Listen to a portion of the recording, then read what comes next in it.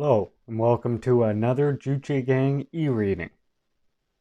Today, I will be reading Kim Jong-il's on correctly analyzing and reviewing the history of the preceding revolutionary ideology of the working class.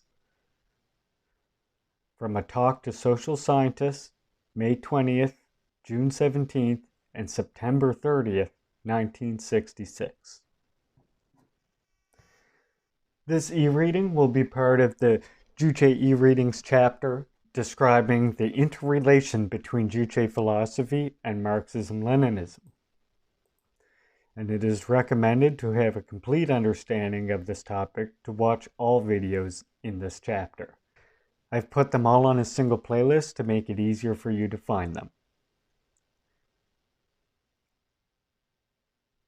I will now begin. Today, I have called you to organize the work of comprehensively analyzing and reviewing the history of the preceding revolutionary ideology of the working class.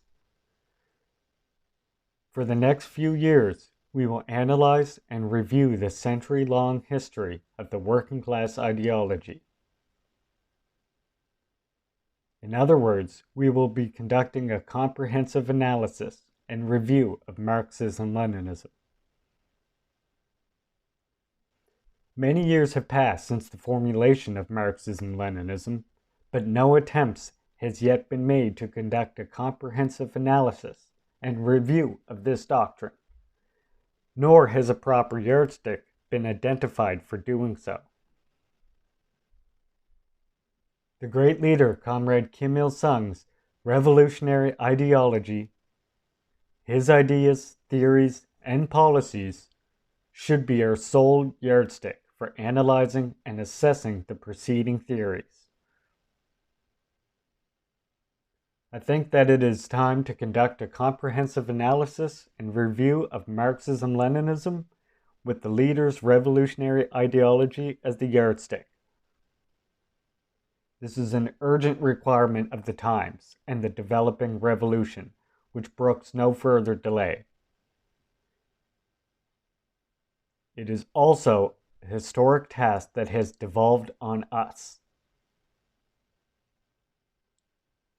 So, I recently decided to conduct a comprehensive examination, analysis, and review of the 100-year-long history of the working class ideology, Marxism-Leninism, to analyze and review the preceding revolutionary ideology of the working class is a prerequisite for eliminating sycophantic and dogmatic approaches towards Marxism-Leninism and establishing the Juche orientation in the field of ideology and theory.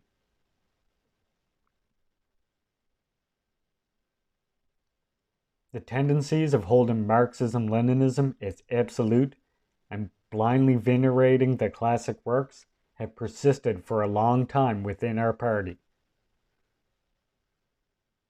Whenever the leader set out new revolutionary theories or policies, anti-party, counter-revolutionary factionalists steeped in the worship of big powers and dogmatism would slander them, measuring them against the theories and propositions advanced by the authors of Marxism-Leninism. Holding Marxism-Leninism as the sole yardstick for the revolution and construction, they turned a blind eye to our party's policies, ignoring their validity and creativity. They not only opposed our party's policies by invoking Marxism-Leninism, but also tried to define our developing reality according to set formulae and propositions that did not conform to the actual conditions in our country or had already proved invalid.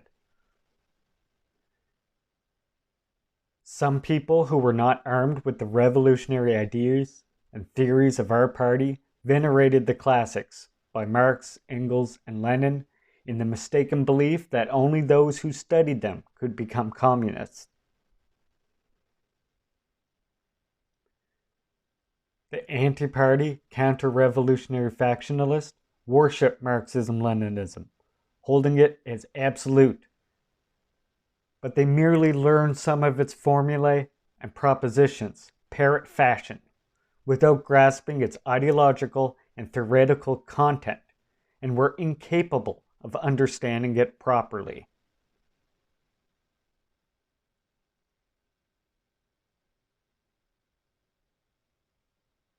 The sycophantic and dogmatic approaches towards Marxism-Leninism exerted a considerable negative influence on our revolutionary struggle and construction work. It is a law that where sycophantic and dogmatic approaches towards Marxism-Leninism are prevalent, there is always a separation of theory from practice, along with stagnant thinking. The hazardous nature of the sycophantic and dogmatic approaches towards Marxism-Leninism lies in that they preclude the working class party from working out lines and policies that are suited to the specific conditions in the country and leading the revolution and construction to victory. When it approaches Marxism-Leninism from a sycophantic and dogmatic standpoint, the party becomes incapable of thinking from a fresh viewpoint, adopts set formulae and propositions parrot fashion, or applies them mechanically, thus disrupting the revolution and construction, and in the long run ends up divorced from the masses.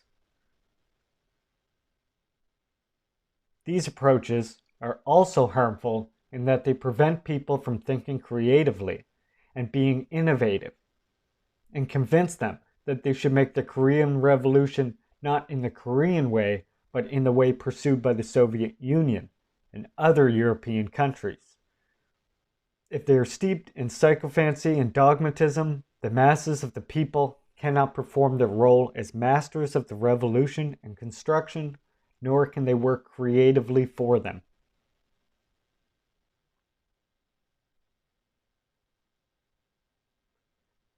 The authors of Marxism-Leninism did not want their theories to be accepted blindly. Marx said that their theories were creation, not dogma. When I was studying at Kim Il-sung University, I cautioned those who were endeavoring to seek a master key from the classics of Marxism-Leninism against harboring illusions about them. But some cadres and intellectuals have not yet relinquished the habit of interpreting the leaders' revolutionary ideas within the framework of Marxism-Leninism, under the misapprehension that the latter contains solutions to all the problems arising in the revolution and construction. Such a habit is severely detrimental to the establishment of the party's ideological system among cadres, party members, and other working people.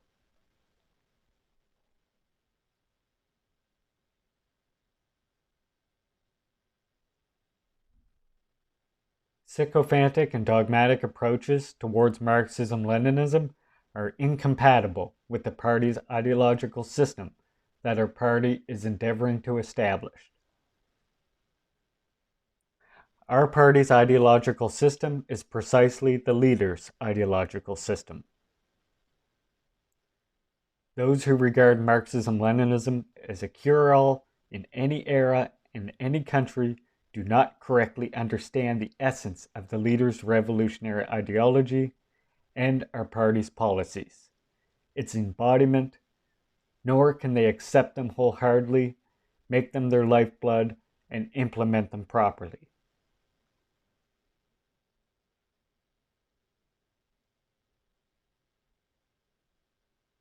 In order to cure people of the malady of approaching Marxism-Leninism in a sycophantic and dogmatic manner, it is necessary to analyze and review it in an all-around way, and draw a clear distinction between the achievements and limitations of the doctrine.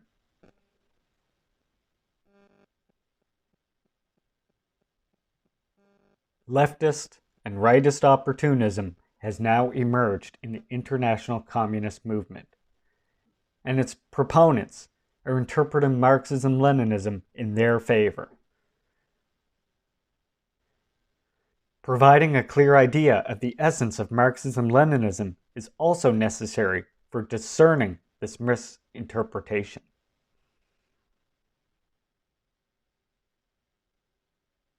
My intention in comprehensively analyzing and reviewing Marxism-Leninism is to clarify the historical position which the revolutionary ideology authored by the leader holds in the ideological history of mankind, as well as its originality.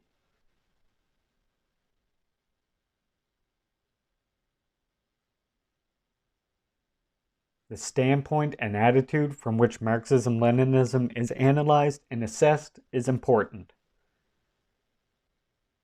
We should analyze and assess the achievements and limitations of Marxism-Leninism from the standpoint of Juche.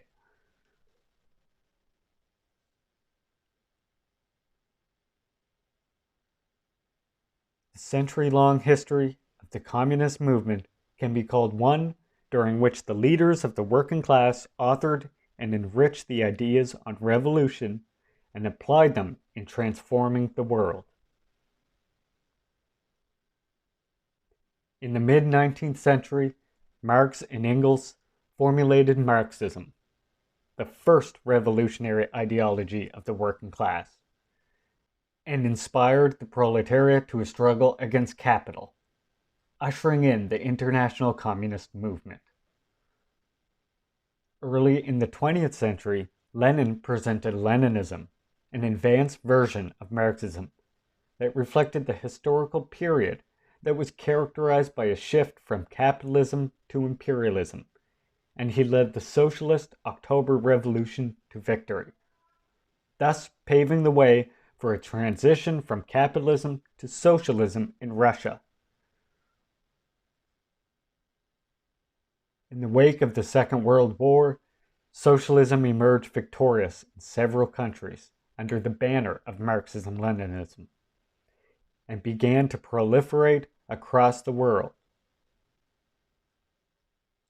In view of its historical achievements, Marxism-Leninism is worthy of great admiration as a valuable ideology and theoretical asset of the working class.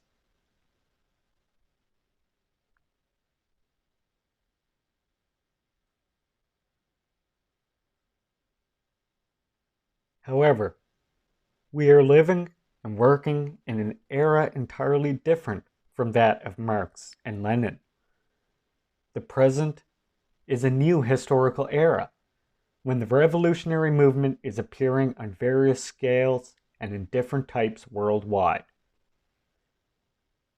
As more than a century has passed since the emergence of Marxism, and as this is a totally different era, Marxism-Leninism inevitably reveals historical limitations. In order to conduct a comprehensive analysis and review of Marxism-Leninism, it is necessary to make a close study of the works of Marx, Engels, and Lenin, and analyze and assess them.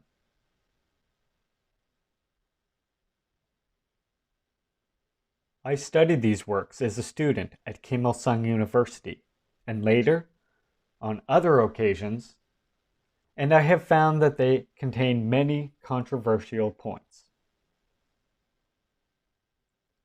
I have selected more than 30 of their works, which I think are necessary for the proposed analysis and review.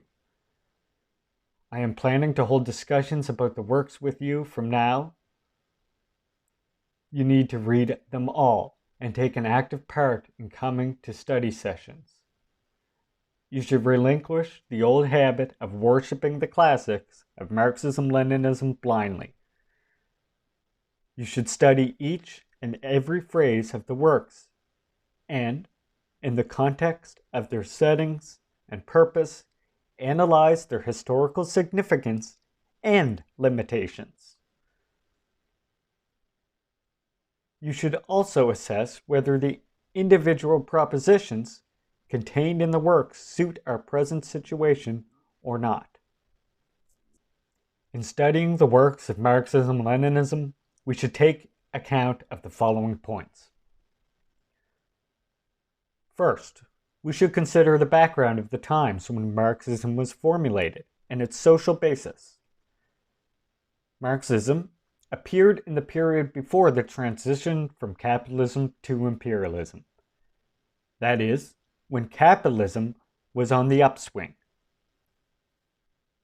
This was the background against which Marx and Engels, while living in this period, analyzed the historical stage of pre-monopoly capitalism and presented their doctrine.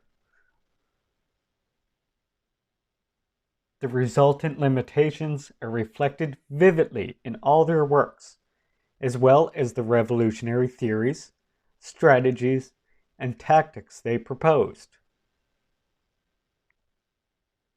Marxism is also a revolutionary doctrine based on an analysis of social, economic, and class relations in Britain, Germany, and other developed capitalist countries.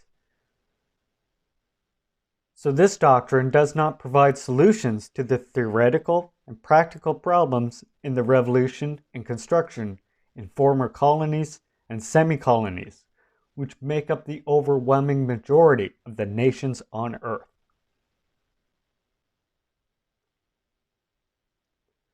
Second, we should direct due concern to the requirement and standards for the revolutionary struggle of the working class, as reflected in Marxism. Marxism appeared as a reflection of the requirements of the era when the working class in Europe embarked on the revolutionary struggle against capital, conscious of their class status and strength for the first time. This doctrine was aimed at ideologically enlightening the oppressed working class, who had been groping for their way in the darkness, and inspiring them to the revolutionary struggle by awakening them to the inevitability of the victory of socialism over capitalism.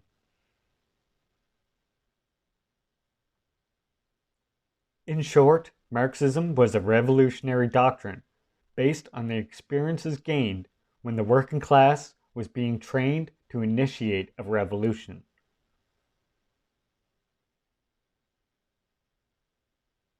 In their time, Marx and Engels could not lead socialist and communist construction because the working class in no country had won victory in the revolution. That is why they could not anticipate the theoretical and practical problems that would arise in setting up a socialist system, and then building socialism and communism after the seizure of power by the working class. Nor could they give specific solutions to these problems.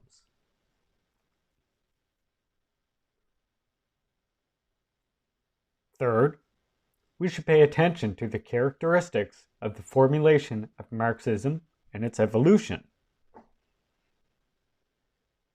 Marx and Engels were not communists who started their socio-political and theoretical activities from a revolutionary standpoint of the working class. They were revolutionary Democrats who hated the political reaction and high-handedness of the Prussian autocratic system and showed strong sympathy for the oppressed and exploited working masses. They were under the ideological influence of the philosophies of Hegel and Feuerbach. Their political tendency and ideological standpoint can be explained by the single fact that Marx was among the young Hegelists in the early days of his social activities. One fact to which due concern should be paid in understanding the characteristics of the formulation of Marxism and its evolution is that Marx and Engels started their theoretical activities by accepting and studying the successes achieved by the bourgeois social sciences of the preceding generations. Marxism, composed of philosophy, political economy and scientific socialism is based on German classical philosophy as represented by Hegel and Feuerbach, the classic bourgeois political economy of Smith and Ricardo, and the utopian socialism of Saint-Simon, Fourier, and Owen. Marx and Engels focused their studies on these theories and, by ridding them of their negative aspects, formulated their own doctrine. So the works they wrote contain elements of the preceding bourgeois theories, those of Hegel's philosophy in particular, and there are more elements of them in their earlier publications.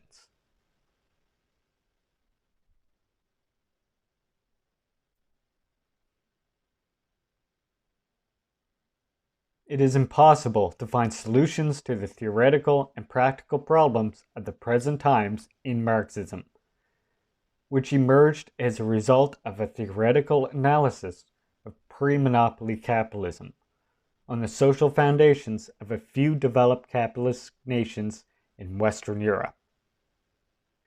And among the revolutionary theories advanced by Marx and Engels, several lost their viability after the shift from capitalism to imperialism. Their theory of simultaneous revolution is a good example here.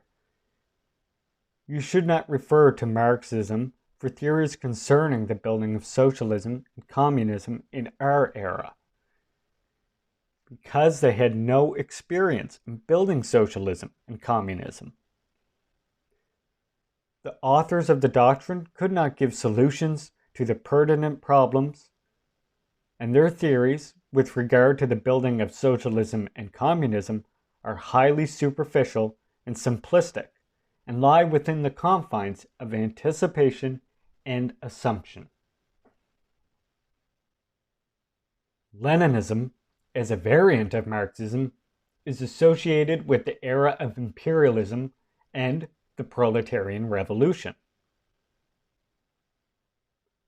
Lenin conducted ideological and theoretical activities in a different historical environment to that of Marx and Engels, defending the revolutionary essence of Marxism against a diverse range of opportunistic distortions and assaults, and developing its fundamental principles in line with the specific conditions in the Russian Revolution and the changed circumstances of the times.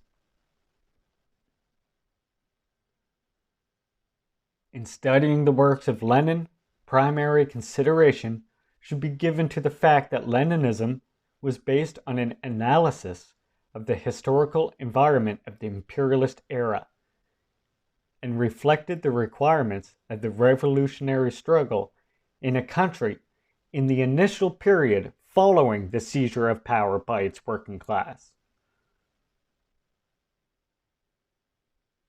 Lenin lived in an era when imperialists held undivided sway in the world, and the first socialist state had just been born.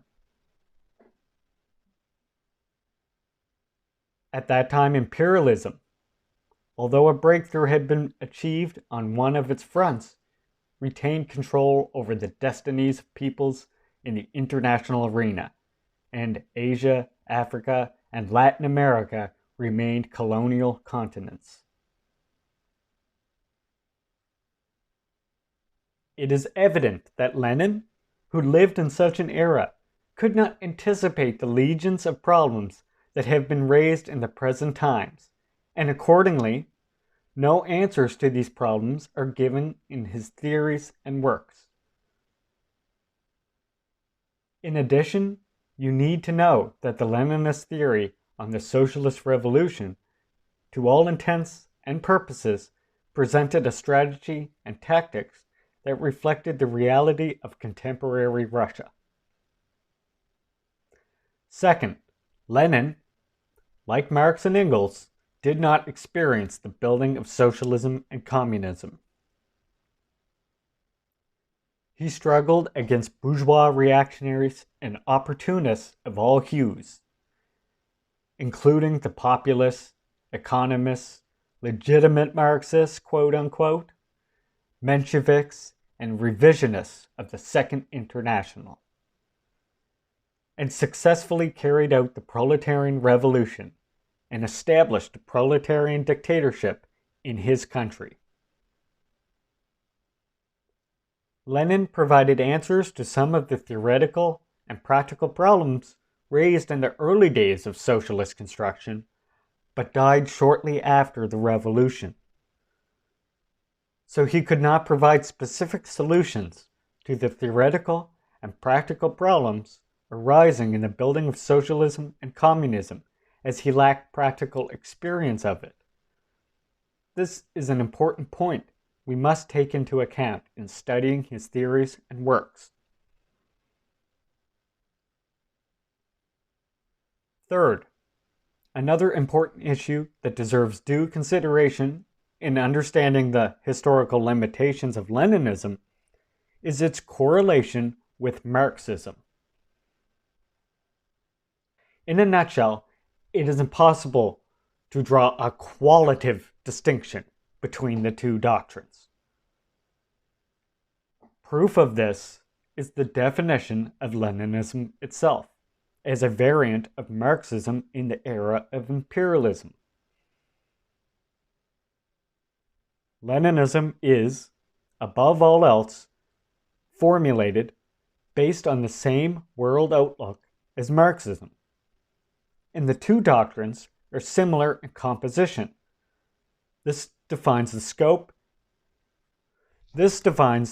of the originality of Leninism.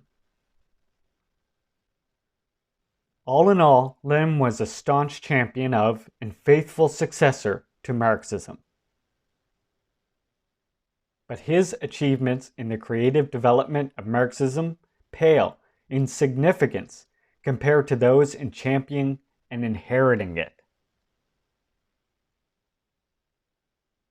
Leninism has almost the same limitations, historical, ideological, and theoretical, as Marxism.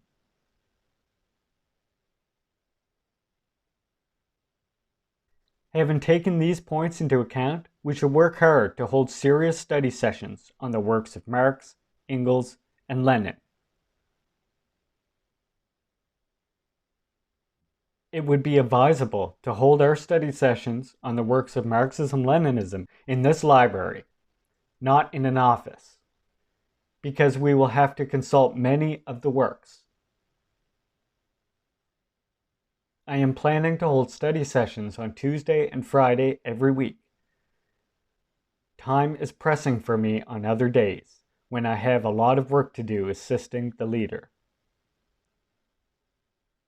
You should have a clear understanding of my intention in conducting a comprehensive analysis and review of the 100-year-long history of the working class ideology, Marxism-Leninism, and help me a lot in it.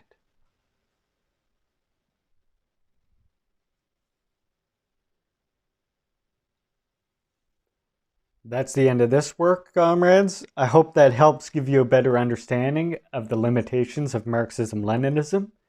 I recommend that you now watch the other videos in this playlist, which will go into more depth on Juche's connection to Marxism-Leninism, as well as discussing some of the limitations of Marxism-Leninism itself in more depth. That's all for this episode. Check out our Facebook and Twitter pages for more Juche and DPRK content, which I will leave links to in the description of this video. If you enjoyed what you saw, please remember to like, subscribe, and share, so we can raise the revolutionary consciousness of the masses.